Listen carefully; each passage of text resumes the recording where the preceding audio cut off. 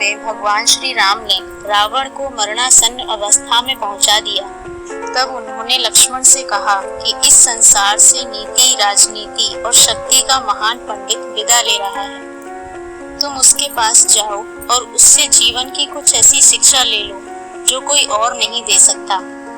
रावण की बातें आज भी जीवन में सफलता की कुंजी है। रावण ने लक्ष्मण से कहा, शुभ कार्य को जितना जल्दी हो सके कर डालना चाहिए और अशुभ कार्य को जितना टाला जा सके टाल देना चाहिए। मैंने श्री राम को पहचानने में बहुत देर कर दी और इसी कारण आज मेरी ये हालत हुई है। अपने शत्रु को कभी छोटा नहीं समझना चाहिए। मैं ये भूल कर गया।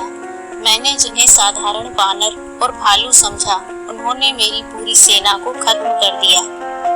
मैंने जब ब्रह्मा जी से अमरता का वरदान मांगा था, तब मनुष्य और वानर को छोड़कर कोई मेरा वध ना कर सके ऐसा कहा था। मैं मनुष्य और वानर को तुच्छ समझता था, ये मेरी गलती थी। अपने जीवन का कोई राज हो तो उसे किसी को नहीं बताना चाहिए। कोई राज तब तक ही राज है जब तक वो तुम तक ही सीमित है। यहाँ भी मैं गलती कर गया, क्योंकि विभीषण मेरी मृत्यु का राज जानता था। ये मेरे जीवन की सबसे बड़ी गलती थी। ऐसा कहा जाता है कि रावण हर बात का प्रकांड पंडित हुआ करता था। रावण ने अपने नाना सुमाली से कहा था, जो एक बार मैं ठान लेता हूँ उससे मैं कभी पीछे नहीं हट सकता। मृत्यु का भय भी एक वीर पुरुष को अपने वचन से विमुख नहीं कर सकता। हनुमान जी द्वारा लंका दहन के बाद रावण ने अपने मंत्रियों से कहा था, लोग मेरे बारे में क्या सोचते हैं मुझे इसकी परवाह नहीं है। क्षीण बुद्धि वाले समाज को तो परमेश्वर भी संतुष्ट नहीं कर पाएगा। कुछ लोगों के लिए मैं एक देवता हूँ और कुछ के लिए राक्षस। लोग केवल अपना स्वार्थ जानते हैं। जब आप में उनको कोई स्वार्थ दिखे तब आप उनके लिए देवता हो, और जब उनके स्वार्थ को आप पूरा ना कर सको तब आप उनके लिए एक राक्षस बन जाते हो। ये समाज अपने अपने स्वार्थ से ही चलता है। स्वार्थ ही देव, दानव और मनुष्यों से अपराध करवाता है। स्वार्थ को छोड़कर जो अपना जीवन धर्म व्यतीत कर सके वह पुरुषोत्तम कहलाता है। रावण ने मंदोदरी से कहा था, हे मंदोदरी, मैं जानता हूँ कि आज मेरी पराजय निश्चित है। पितामह ब्रह्मा जी के द्वारा दिया हुआ वरदान आज मेरे ऊपर एक शाप बनकर मंडरा रहा है। किसी भी व्यक्ति को ख्याति पाने के लिए या तो देवतुल्य बनना पड़ता है या दानव समान। हे मंदोदरी, आज मैं अधर्म का प्रतीक बन चुका हूँ। अनगिनत पापों से मेरा घड़ा भर चुका है। मैं जानता हूँ कि मैं अपने अहंकार के कारण नारायण को नहीं पहचान पाया, और मैं ये भी जानता हूँ कि उनका अवतरण मेरे विनाश के लिए ही हुआ है। परंतु तुम ये जान लो कि रावण कभी नहीं मरेगा। मृत्यु के उपरांत भी ये रावण सदैव के लिए अमर बनकर रहेगा। जो बीत गया बुद्धिमान उसका शोक नहीं करते।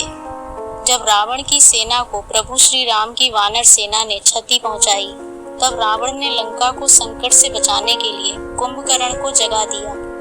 परंतु कुंभकर्ण ने अपने भ्राता रावण के अधार्मिक कार्यकलापों को सुनकर उन्हें समस्त लंका के विनाश का उत्तरदायी ठहराया। उन्हें आने वाली पराजय की चेतावनी दी। ये सुनकर रावण ने कुंभकर्ण से कहा, हे कुंभकर्ण, जब विनाश के बादल चारों ओर से लंका को घेरे खड़े हैं, तब तुम मुझे ये ना सिखाओ कि क्या उचित है और क्या अनुचित। हाँ, मैंने अपने लोभ के वश में सीता का हरण किया और आज वह मेरी मृत्यु का कारण बनने वाली है। हाँ, मैंने नारायण को पहचानने में भूल की। उन्हीं के कारण मेरे अनगिनत वीर योद्धा आज वीर गति को प्राप्त हुए हैं। हाँ, मैंने अपने अहंकार के चलते श्री राम के शांति प्रस्ताव को ठुकरा दिया था, और आज मेरी सोने की लंका एक शमशान बन चुकी है। परंतु जो बीत गया बुद्धिमान उसका शोक नहीं करते। भविष्य की चिंता कभी कर्मयोगी नहीं करते। इस समय इस क्षण में जो जीते हैं वही महात्मा कहलाते हैं। युद्ध जब आरंभ हो चुका है तो इसे मेरी मृत्यु से ही समाप्त होना पड़ेगा। यही विधि की लेख और नियति है। रावण इसे हंसते हंसते स्वीकार करेगा, ताकि इतिहास रावण को कायर न समझे। कभी किसी भी हालत में मत झुको। अंतिम युद्ध में जाने से पहले रावण ने महाकाल आरती का प्रबंध किया, परंतु आरती में अपशगुन हेतु रावण ने महाकाल से कहा, हे महाकाल, इन अपशगुनों द्वारा आप रावण को डरा नहीं सकते। आपने क्या सोचा कि मैं आपका परम भक्त दशानन रावण इन अपशगुनों से डर जाऊंगा और युद्ध को रोककर राम के चरणों में समर्पण कर दूंगा? नहीं, राम के चरणों में समर्पण कर दूंगा नहीं। रावण मिट जाएगा परंतु झुकेगा नहीं। अपने आन को बेचकर जो जीते हैं वह एक कीट की भांति हर दिन मरते रहते हैं। दया की भीख में जो रहते हैं उन्हें जीवन भी दया का पात्र बनाए रखता है। इस युद्ध में मेरे अनेक सगे संबंधी, भाई, पुत्र, पौत्र और अनेक प्रजाओं ने बलिदान दिया है। आज यदि मृत्यु के भय से मैंने अपने घुटने राम के समक्ष टेके तो मेरे परिवार और लंका के वीरों का बलिदान व्यर्थ हो जाएगा और इतिहास मुझे विभीषण की भांति कायर ठहराएगा। हे शिव, रावण कभी नहीं झुक सकता। यदि इस युद्ध भूमि में मेरी मृत्यु भी हो जाए तो मैं इसे आपका प्रसाद समझकर ग्रहण कर लूंगा।